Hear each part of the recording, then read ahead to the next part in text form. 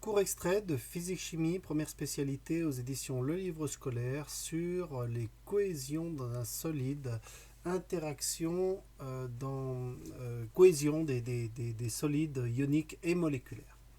Alors tout d'abord, cohésion dans un solide. On va parler dans un premier temps d'un composé solide ionique. Alors exemple hyper classique d'un composé de ce type, c'est tout simplement le sel de table, le chlorure de sodium, qui est constitué d'ions chlorure négatif et d'ions sodium positif. Et donc un solide ionique, c'est une structure solide constituée d'un empilement compact et régulier de cations, ions chargés positivement, et d'anions, ions chargés négativement, en proportion invariable. C'est-à-dire que pour le chlorure de sodium, par exemple, comme il y a Na+, et Cl-, il y en a un qui a piqué l'électron à l'autre, la matière doit être neutre, un solide ionique est électriquement neutre, donc il contient autant de charges positives que de charges négatives. Dans le cas du sel, il y aurait exactement autant d'ions chlorure que d'ions sodium. Alors, pourquoi est-ce que tout ça tient ? Bien sûr, des corps qui portent des charges de même signe se repoussent, c'est-à-dire que l'anion ici repousse l'anion ici. Par contre, cet anion attire celui-là.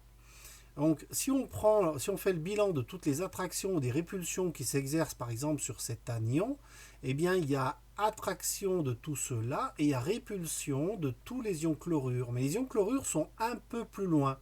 Donc et les ions positifs, les ions sodium, sont un peu plus près. Donc l'attraction l'emporte sur la répulsion parce que les distances ne sont pas les mêmes. Et tout ça permet au solide du coup de maintenir toute sa cohésion. Alors, on appelle formule statistique d'un solide ionique, par exemple, la formule du chlorure de sodium, du sel. On dirait que le sel a pour formule NaCl, comme ceci, NaCl à l'état solide. Voilà pour le cristal de chlorure de sodium.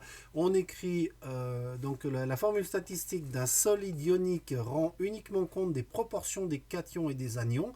Bien sûr, on n'a pas qu'un sodium, on n'a pas qu'un chlorure. C'est un grand ensemble de chlorure et de sodium, mais qui sont en nombre équivalent. Donc on n'a pas de coefficient stoichiométrique et c'est Na1Cl1.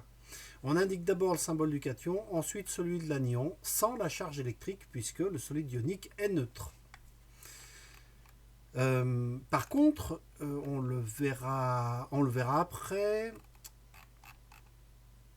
Oui, on le verra après, mais si par exemple on a un solide ionique qui contient par exemple l'ion magnésium Mg2+, qui s'associerait avec des ions chlorure Cl-, et bien on voit qu'il faudrait deux ions chlorure Cl- qui ont chacun récupéré un électron au magnésium, et donc on aurait un solide qui s'écrirait sous la formule MgCl2 à l'état solide, avec deux fois plus d'ions chlorure que d'ions magnésium. Maintenant, les composés moléculaires. Exemple typique d'un composé moléculaire, c'est le sucre. Le sucre, c'est une grosse molécule, c'est un hydrate de carbone, donc il y a en fait une formule du type C6H2O qui se répète 6 fois. Voilà. Et donc ce solide moléculaire peut faire des molécules peuvent faire des liaisons avec des autres molécules. Ces liaisons s'appellent des interactions de Van der Waals. Parfois, il y a des liaisons hydrogènes qui sont des cas particuliers des liaisons de Van der Waals qui sont particulièrement fortes. Les liaisons hydrogènes, ou qu'on appelle aussi ponts hydrogènes, sont des interactions électrostatiques faibles, même si en fait les ponts hydrogènes sont les plus fortes des liaisons faibles. Les liaisons fortes étant les liaisons métalliques, les liaisons ioniques ou alors les liaisons covalentes. Ici, Alors pourquoi est-ce que l'eau, enfin pourquoi est-ce qu'il peut y avoir cette interaction entre deux molécules d'eau? On a déjà vu que la molécule d'eau elle est polaire, elle attire plus à elle, l'oxygène attire plus à lui les électrons, donc il y a une charge delta plus, ici une charge delta plus sur l'hydrogène, une charge delta moins sur l'oxygène, pareil de l'autre côté, une charge delta plus ici, une charge delta moins là, et en fait ici on a une charge delta plus, là on a une charge delta moins, et il y a une interaction entre les deux, et cette interaction s'appelle un pont hydrogène parce qu'il met en jeu un atome d'hydrogène qui se fait dépouiller d'une partie de son électron par un atome qui est très électronégatif. La plupart du temps, c'est de l'oxygène, mais ça pourrait être de l'azote ou du chlore. Voilà pour les liaisons hydrogène. Les liaisons de Van der Waals peuvent être de deux types. Alors, les liaisons de Van der Waals, c'est des liaisons qu'il y a entre deux molécules qui s'attirent l'une l'autre, excepté cette situation ici qu'on appelle liaison hydrogène. Alors, si on a des molécules polaires, eh ben, c'est tout simple, les zones qui portent des charges plus attirent les zones qui portent des charges moins des autres molécules.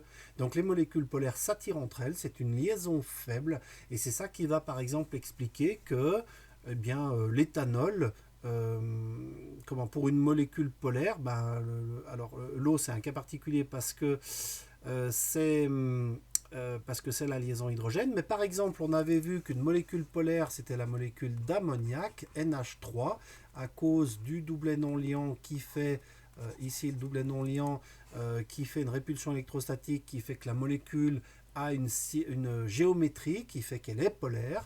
Donc comme elle est polaire, les molécules vont pouvoir s'attirer entre elles et l'ammoniac peut se trouver sous forme liquide.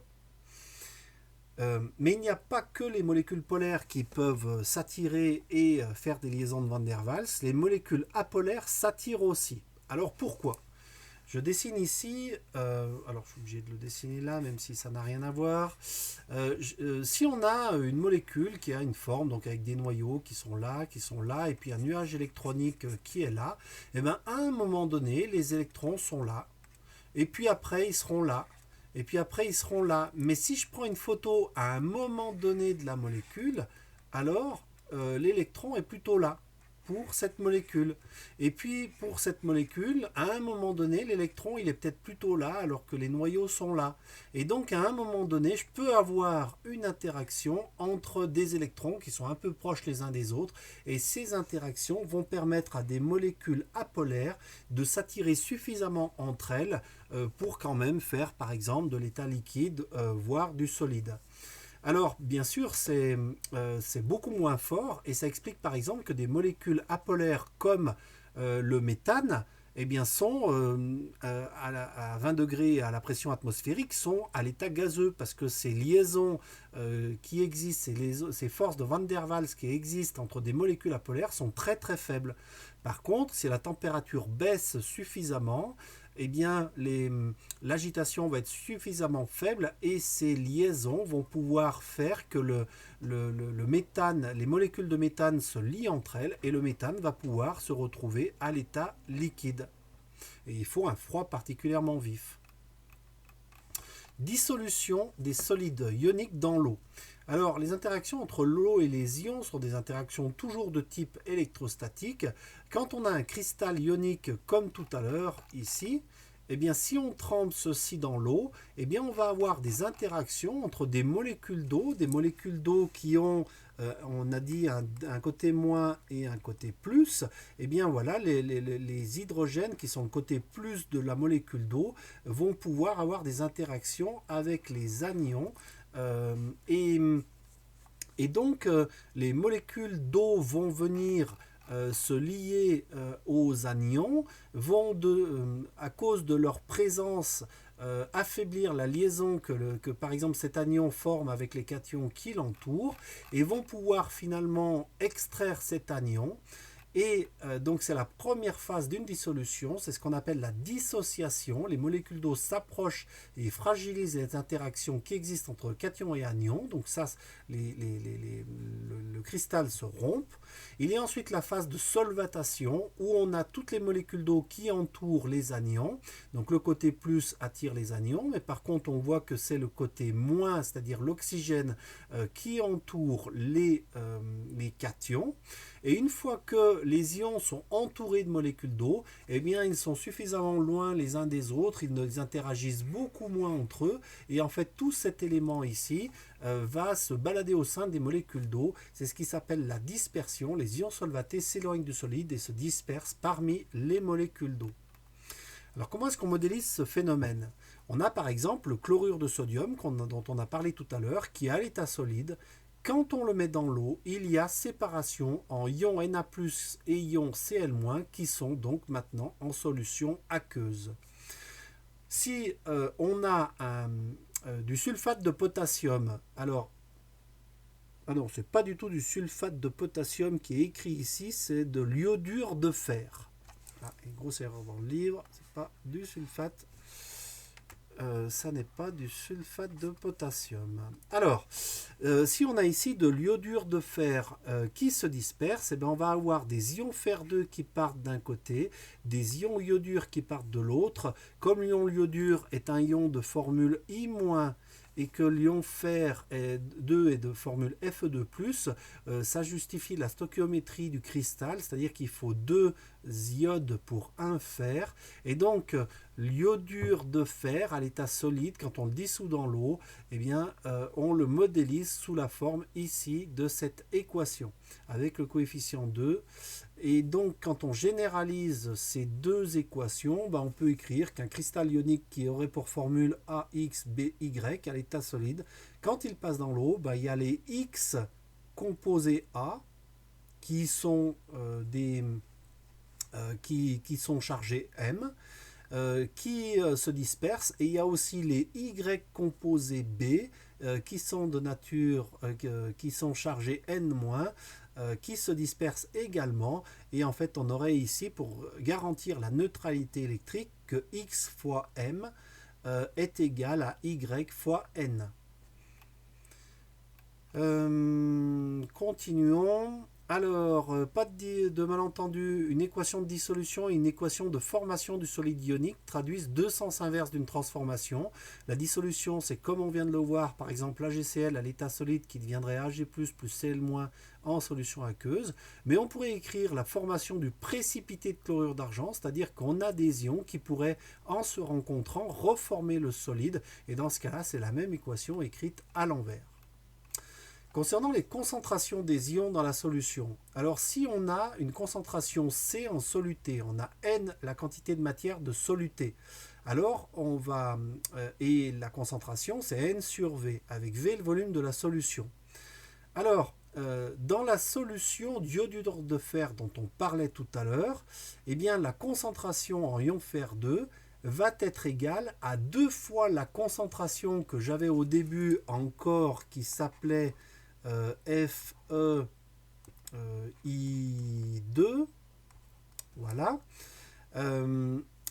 Donc, si ma concentration C, c'est la concentration en cette espèce, eh bien ma concentration en fer, ça va être égal à ça, puisque je vais libérer un fer pour chacun de ces ensembles.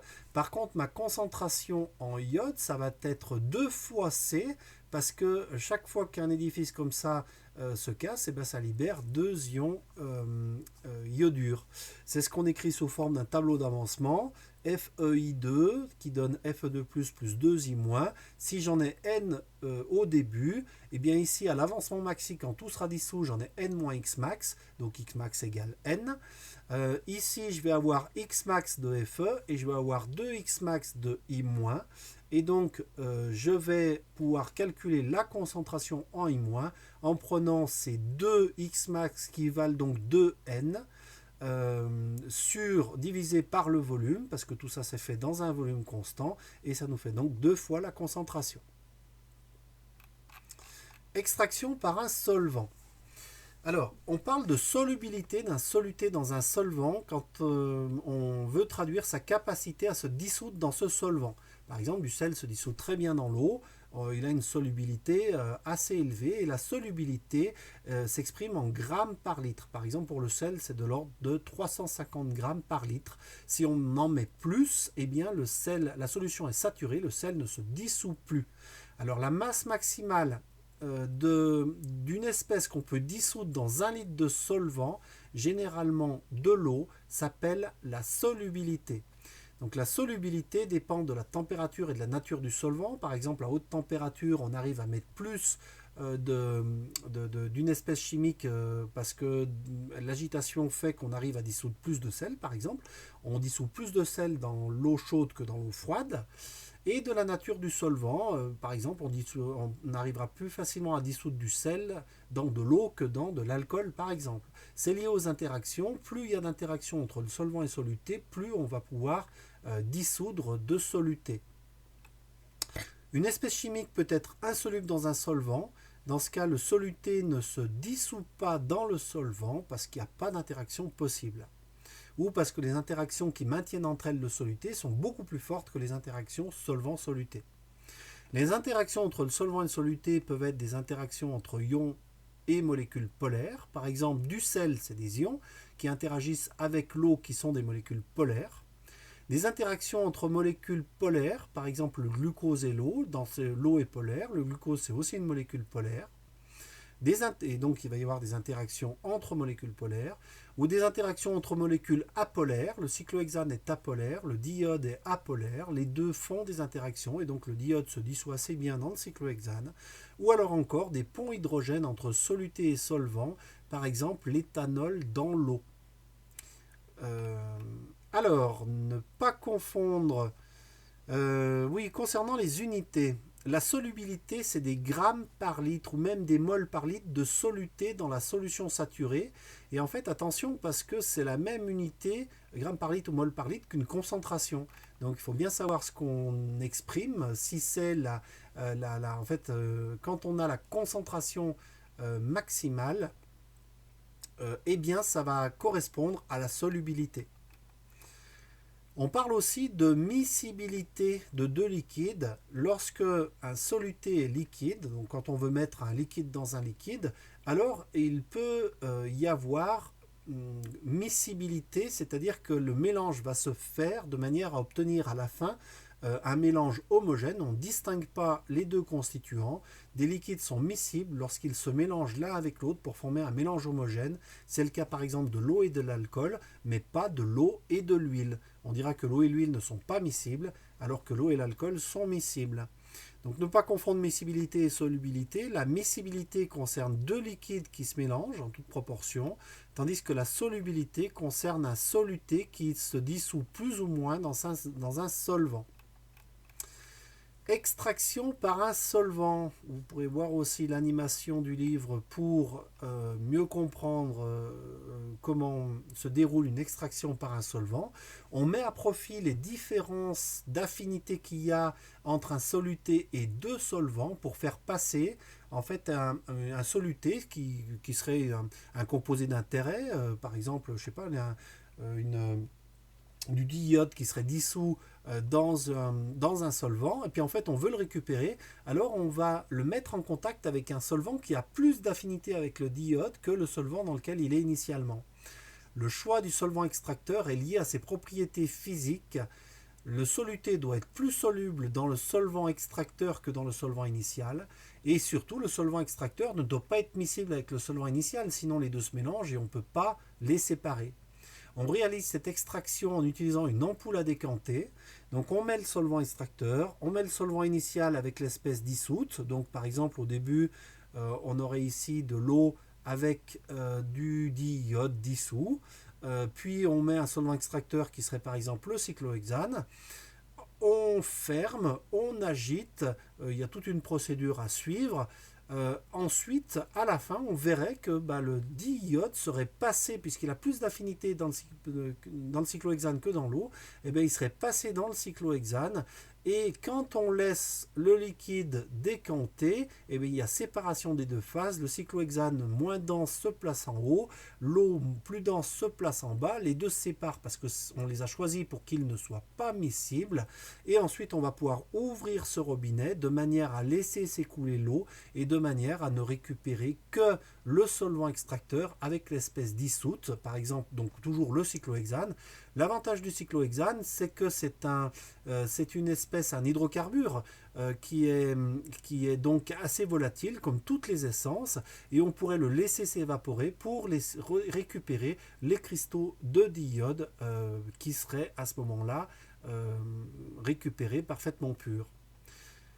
Voilà, le liquide, alors solvant initial on l'a dit, et si on veut redonner la définition, l'extraction par un solvant, qu'on appelle extraction liquide-liquide, parce qu'on extrait quelque chose qui est dans un liquide par un autre liquide, c'est une technique expérimentale qui permet d'extraire une espèce dissoute dans une solution.